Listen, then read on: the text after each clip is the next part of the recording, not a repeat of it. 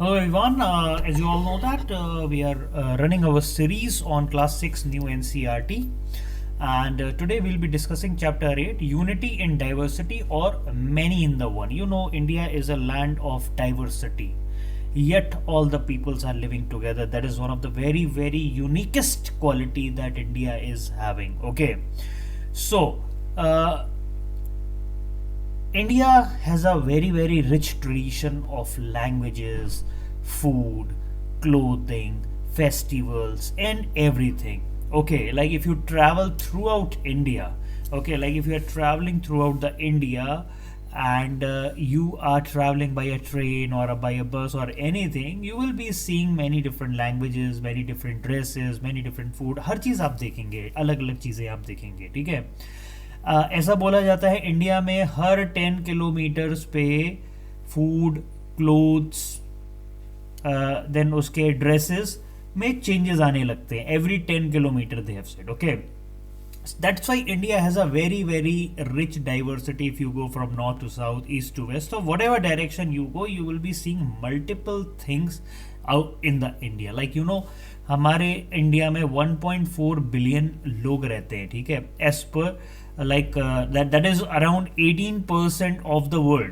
That is around 18% of the world population is living in India. Okay, as per the survey done by the Anthropological Survey of India, okay, it is said that in the People of India project, around 4,635 types of communities are there in our country. Around 325 languages are there, and 25 different type of scripts we are using. Okay, and it is also that many Indians are migrants. Also, migrants means those people who are coming from other places to India, from India, the people going outside. Okay, migrant means the people coming and going out of India and coming to the India. Okay, so while diversity is indeed a beautiful, making sense of it is not so easy. Okay, people say that diversity is very good, but it is not easy to get it. Okay, it is not easy to get it, right? So how we are going to get it? It is based on that said by the person Vincent Smith. How is the face such building diversity can be history of the Indian be written. उन्होंने ये लिखा है कि India की diversity इतनी ज्यादा है कि उसकी हिस्ट्री को लिखा ही नहीं जा सकता है, ठीक है। The answer to the query is found in the fact that India offers unity in diversity. That means despite having so much of diversity, India has a very good unitary features. Okay, so what is the meaning of unity in diversity? Okay, or many in the one. Okay, जैसे हमारा India है, India में Tamil language है, Malayalam language है, Telugu language है, हिंदी है, पंजाबी है, बंगाली है, आसामी है, नागालैंड है, और इतने सारे डाइवर्स लोग हैं. Still all people are living together of different culture, different clothing, different fooding, different festivals. Everybody is living together. So how this is happening? Okay, so in this chapter we will be studying few dimensions of it. Okay, so let's go with the fooding. Okay, let's go with the fooding part of it. So when we go with the food, we have eaten many type of food from everywhere places. Okay, so every places prepare different kind of food, maybe in thousand if not in lakhs, different type of food, different type of grains, different type of cereals. You know, rice is there, barley is there, wheat is there, millets are there, like pearl millet, which we call it as bajra. You know, in winters it is very important to eat this bajra. Then sorghum, that is jowar. You know, jowar bajra का रोटी बोलते हैं. Then finger millets means ragi. You know, ragi is mainly utilized in Karnataka region. Okay, Karnataka, they normally make ragi ball. What they make? Ragi ball they make. And pulses are various pulses mean various type of dals are there. Okay, dals and grams. Okay, these are called staple grain. Staple grain means because they are the very basic food of the most of the Indians. Okay, and some of the common spices means masale, जैसे कि turmeric, cumins, cardamom, ginger. Okay, throughout the country it is being grown. Throughout the country, many vegetable oils, coconut oil, mustard oil, and various other things. Okay, so you can see how same ingredients we are using, that is we are uniting based on ingredients, yet it is having various type of combination, that is called diversity. So how in unity we have a diversity in the fooding system, right? Now we are moving towards the textile and clothing. So if we go with textile and clothing, you can see here there is a stone relief. So this is this has been made on a stone. Okay, very prehistoric scene today you can find in Bihar. You can see this lady is wearing a sari. Okay, so that means long back people were utilizing sari for the dressing. Okay, so India have their own different type of clothing. India have an own type of different dresses. Traditional Indian dresses are there. Different type of materials they are using. They are using plain length of cloth. Okay, क्या होता है उसको, साड़ी को क्या कहते हैं, plain length of cloth. Okay, but made from different fabric. Okay, nowadays synthetic fabrics are there.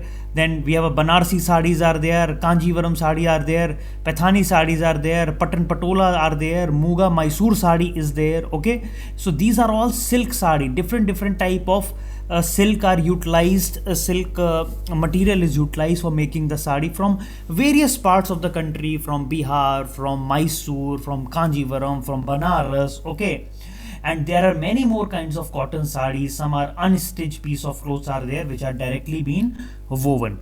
Okay, so and they are being produced by different methods also. Okay, so these clothes are being designed in various part of the country.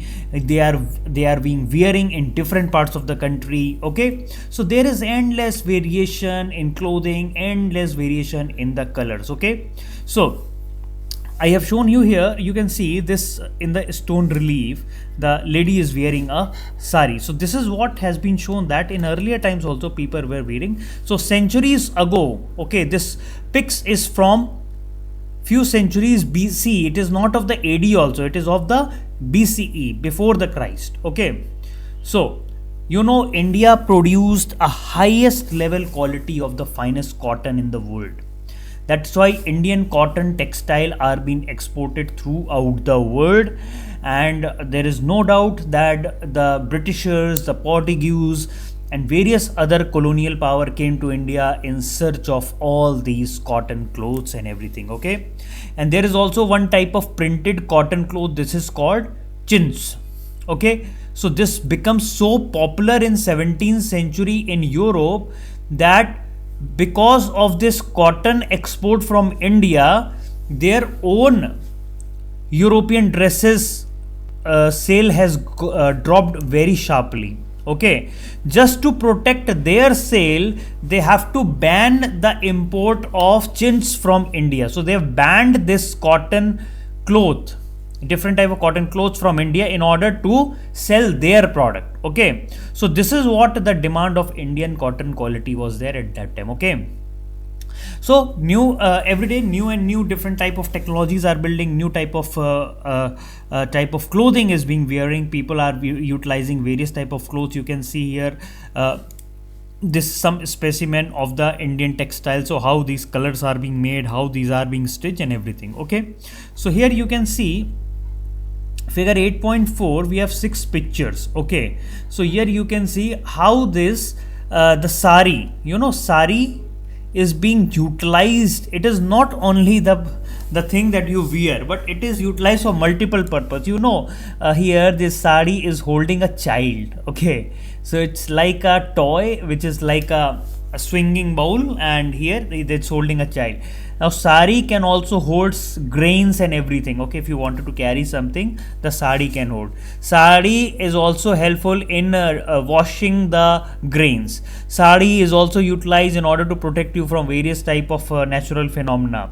Sari you can utilize in order to make a kind of a headgear, in order to keep this water container on that. Sari you can just fold it and you can make a kind of a pillow and also. Okay, so you can see how this multiple types of thing, a single sari can be utilized in multiple ways. Right, now we are moving towards the festivals and galore.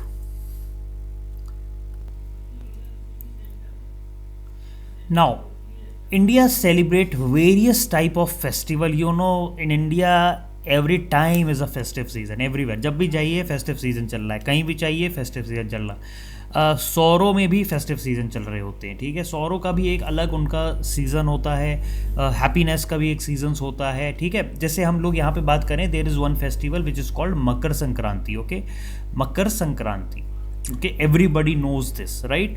It happens during the 14th of January. This happens, okay, and this is called as the beginning of the harvest season. ठीक है, beginning of the harvest season. इस समय से लोग अपनी जो उनकी जो फसल होती हैं, जो राबी फसल होती हैं, ओके, उसको काटना चालू करते हैं, because they have grown properly. Okay, so how you can see that this Makar Sankranti is being celebrated throughout the India but with different names.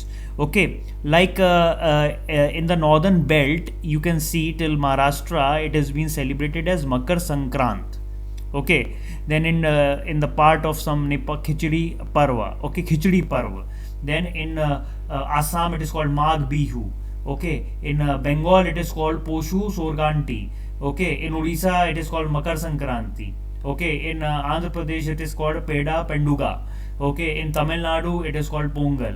Okay, in Kerala it is called Makara Valaku. Okay, and here in this Konkan coast we have a Makara Sankranama, and in Gujarat it is called Uttarayan, and in Punjab area it is called Maghi or Lohri, and it is in Jammu and Kashmir area it is called Shishur Senkrat. Okay, so this is how, this is same festival but known by the different names throughout our country, right? Now, so during October, November, you know, during October and November a lot of festivals are there, like Deepavali is there, then we have Dashera is there, then we have various other festival, big festivals, then we have Navratra is there. Okay, all these things are there. Okay, so this is how the celebration of the festivals happen throughout our country. Now epics means literature. You know, India has a very diverse epic system. Okay, lot of stories, lot of big textures have been written in different languages and different techniques and everything. I hope everybody know Panchatantra. You know Panchatantra is a stories of animal. What? Panchatantra are the stories of animals as a main characters, and with these stories they normally teaches the important life skills. Okay, so normally the original Sanskrit text, this has been written around 2200 years ago. Okay, and it has been now adapted in each and every language throughout our country. Okay, now it has been also traveled outside India also, this Panchatantra, Europe and everywhere it is traveling. Okay, now it has been converted into 50 languages. 50 languages में वो convert हो भी चुकी है. Okay, so it is how one collection of stories has become many. So unity, diversity in unity, right? Then we have two epics, very important epics, that is Ramayana and Mahabharata. Or okay, so these two long Sanskrit poems is around, if you write all together, 7,000 pages you can do. Okay, so this is like the heroes and how they have fought for the dharma and everything with the help of a Krishna. And in Ramayana, Rama, how Rama with the help of their brother Lakshman and Hanumana have defeated the demons, that is called Ravana, who has kidnapped his wife. Okay, so now this whole story of Mahabharata and Ramayana has been spread throughout the world in a various epical form. Okay, now videos, now various series, various movies has been made on this. Okay, so for 2 millennium these two epics have been translated and adapted in various language in the world, various languages in our country, and even the scholars, that means who are the very learned people, they have conducted survey, and around in Tamil Nadu only about 100 versions of Mahabharatas are there in different way they are telling to the people. Okay, so everybody have their own interpretation of that. Okay, many communities have their own version of Ramayana and Mahabharata. They have their own local tradition, like how they treat Ramayana, how they treat Mahabharata. Okay, if you go there they might give you some different kind of story out of it. Okay, how this epics are being getting connected to their own history. Okay, if you go to the tribal area, they have their own different type of Ramayana and Mahabharata. They will let you know how the different figures work over there and how they came to be. Okay, ऐसे ऐसे पूरा का पूरा design हुआ था. ठीक है, you know India में भील्स हैं ट्राइबल ग्रुप्स, द गॉन्ड्स हैं ट्राइबल ग्रुप, एंड मुंडा हैं. ठीक है, इन सब, और ये नॉर्थ ईस्ट में कुछ हमारे ट्राइबल ग्रुप है, कश्मीर में है. ठीक है, उनका खुद का अपना वर्जन है रामायण और महाभारता का. ठीक है, वो अपने हीरोज़ को रामायणा एंड महाभारता के में जो हीरोज़ हैं, हीरोज़ कौन है, एक तो पांडव्स हैं, एक तो देन कृष्णा है, then in Ramayana we have a Rama, we have Lakshman, we have a Hanumana, all these thing, all these peoples are there. Okay, so the heroes of Ramayana and the Mahabharata, but all sometimes their cousins visited the tribe, so they have written their own way of Mahabharata or Ramayana just because they have connected these characteristics with their own epic, because they have the knowledge that these people have visited their tribes during their time. Okay, so they have created their own kind of stories on that.